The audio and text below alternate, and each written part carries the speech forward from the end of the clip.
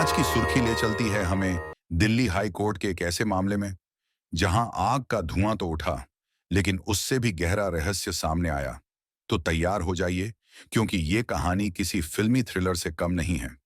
सवाल ये है, क्या कोई बातों के जादू से पुलिस को चकमा दे सकता है और जली हुई नकदी के ढेर तक पहुंच सकता है? दिल्ली हाई कोर्ट के जज जस्टिस यशवंत वर्मा के घर पर लगी आग ने पहले ही सबको चौंका रखा था, लेकिन अब माजरा और दिलचस्प हो गया है। एक रहस्यमयी महिला की एंट्री ने इस कहानी को सस्पेंस थ्रिलर बना दिया है। कौन थी ये महिला जिसने पुलिस वालों को अपनी मधुर बातों में उलझाकर उस स्टोर रूम का रास्ता पकड़ा जहां आग की लपटों के बीच नकदी का राज छिपा था?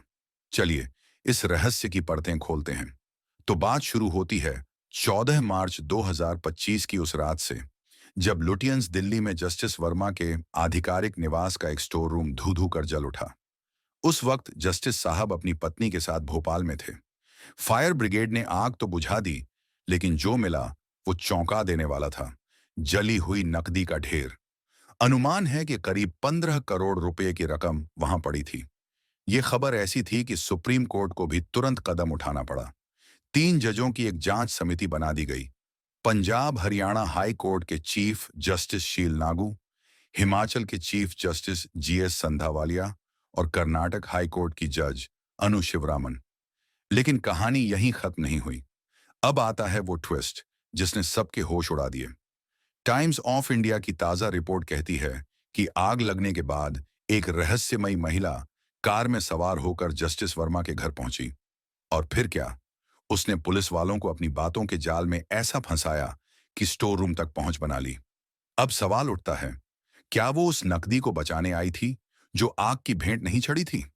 क्या वो जस्टिस वर्मा से जुड़ी थी या फिर किसी बड़ी साजिश का हिस्सा? पुलिस सूत्रों का कहना है कि उसकी पहचान की तलाश जारी है, लेकिन अभी तक कुछ साफ नहीं हुआ। इतना जरूर पता चला है कि पहले पहुंचे फायर ब्रिगेड और पुलिस वालों के मोबाइल फोन जब्त कर लिए गए हैं। शायद उनमें कोई बड़ा सुराग छिपा हो। जस्टिस वर्मा का कहना है कि ये सब उन्हें बदनाम करने की साजिश है। उनका दावा है कि न तो उन्होंने और न ही उनके परिवार ने स्टोर रूम में कोई नकदी रखी थी। वो कहते हैं कि वो हिस्सा उनके घर से अलग था, जहां बस पुराना सामान रखा जाता था।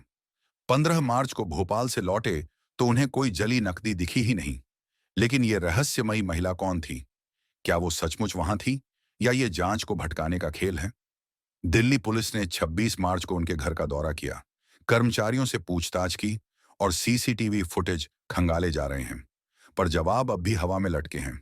3 सवाल उठ रहे हैं। पहला, क्या यह महिला वास्तव में मौजूद थी या यह जांच को भटकाने की कोशिश है?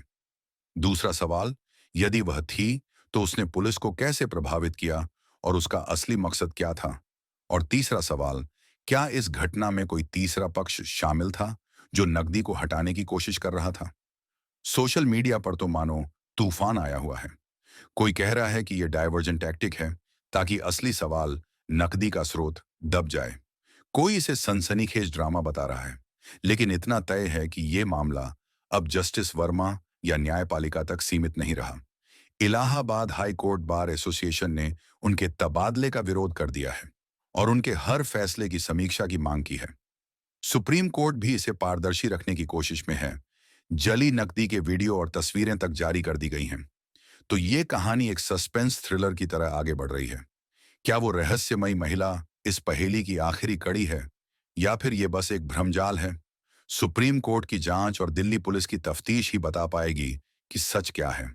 तब तक आप क्या सोचते हैं? हमें जरूर बताइए कमेंट बॉक्स में।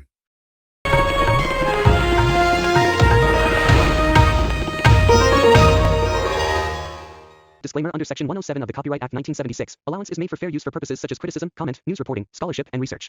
Fair use is a use permitted by copyright statute that might otherwise be infringing.